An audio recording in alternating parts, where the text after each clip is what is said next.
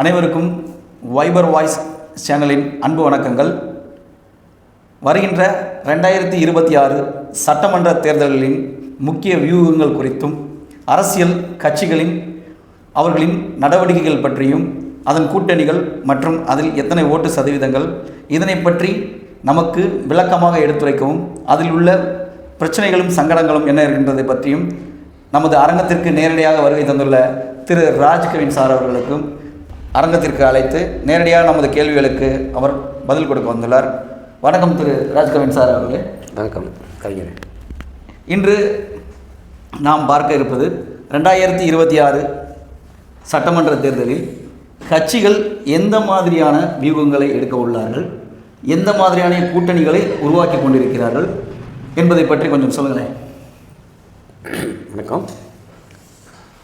வருகின்ற 2026 சட்டமன்ற தேர்தல் என்பது தமிழகத்திற்கு ஒரு முக்கியமான தேர்தல் என்பதில் மாற்றுக்கருத்து யாருக்கும் கிடையாது.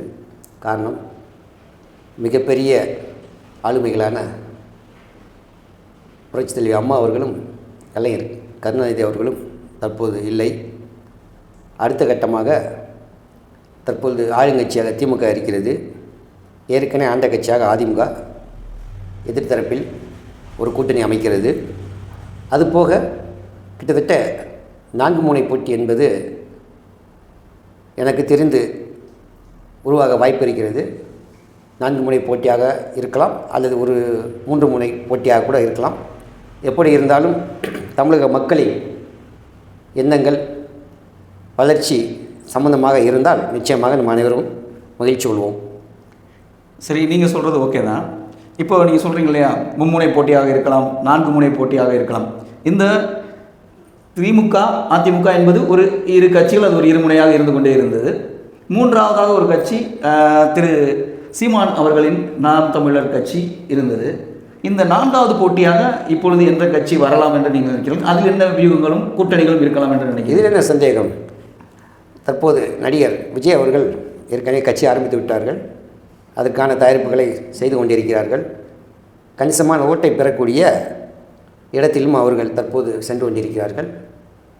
கட்சியின் தேர்தல் களத்தை மாற்றக்கூடிய ஒரு விடயமாகவும் அமைய வாய்ப்பு இருக்கிறது என்பது பொதுவான என்னை போன்ற ஊடகவியலாளர்களின் கணிப்பாக இருக்கிறது. சரி, இப்பொழுது முதல் முனை போட்டியாக ஆளுகின்ற கட்சியான திராவிட முன்னேற்ற கழகத்தை நாம் எடுத்துக்கொள்ளலாம். இவர்களின் கூட்டணி வியூகங்கள் எப்படி இருக்கும்? இவர்களுக்கு ஓட்டு சதவீதமானது எத்தனை வரலாம் என்று உங்களது கருத்து என்ன?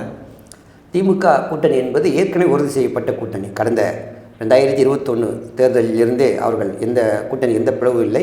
தொடர்ந்து அவர்கள் அப்படியே பயணிக்கிறார்கள். சில வேற்றுமைகள் இருந்தாலும் அதை தாண்டி அவர்கள் உறுதியாக இருக்கிறார்கள். அது உடையவும் வாய்ப்புகள் குறைவாகவே பார்க்கப்படுகிறது. குறிப்பாக சொல்ல வேண்டுமென்றால் கூடுதலாக 1-2 கட்சிகள் சேரலாம். பாட்டாளி மக்கள் கட்சி அந்த கூட்டணியில் போகக்கூடிய வாய்ப்புகள் இருப்பதாக தற்போது பேசப்படுகிறது. திருமாவளவன் இருக்கும் அந்த கூட்டணியில் பாட்டாளி மக்கள் கட்சி போய் சேருமானால் அது வியப்பான ஒன்று தான்.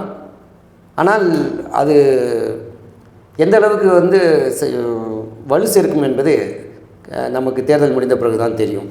ஏன்னால் விடுதலை சிறுத்தைகளும் பாட்டாளி கட்சியினரும் ஒன்று சேர்ந்து தேர்தலை சந்திப்பது அந்த இரு கட்சியினருக்கு ஏற்றுக்கொள்ள முடியாத விஷயம்.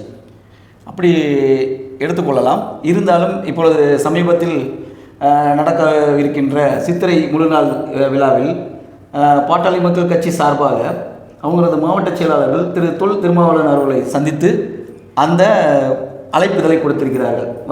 அவங்கள அழைப்புதல் கொடுத்து நீங்கள் எங்களோட மீட்டிங்க்கு வாங்க அப்படின்னு சொல்லி கூப்பிட்டுருக்காங்க. அப்படின்றப்ப இது எதன் அடிப்படையில், இது கூட்டணியின் வியூகத்திற்காக இவர்கள் அந்த பத்திரிகையை கொடுத்திருக்கிறார்களா, அல்லது வேறு எந்த விதமாக இதை யோசிக்கலாம்? நாம் சித்திரை முழு நிலவு நிகழ்வு என்பது வருடாவிடம் பாட்டாளி மக்கள் கட்சியெல்லாம் நடத்தப்படுகிறது. குறிப்பாக வன்னியர் சமூகத்தவர்கள் அதில் கணிசமாக கலந்து கொண்டு நல்ல சிறப்பாக கொண்டாடுகிறார்கள். கடந்த முறை நடந்த பொழுது மரக்காணம் பகுதியில் சிறு பிரச்சனைகள் ஏற்பட்டது. அதுபோன்ற ஒரு பிரச்சனைகள் வரக்கூடாது என்பதற்காக ஒரு மாற்று முன்னேற்பாடாக ஒரு ஒற்றுமையை கருதி திருமாவளவனை அழைத்ததாகத்தான் நான் பார்க்கிறேன். அப்போ அதில் எந்த அரசியல் உள்நோக்கம் இல்லை என்று கூறுகிறீர்கள்? இது அரசியலை தாண்டி சமூக நோக்கத்திற்கானது. நல்ல விஷயம்.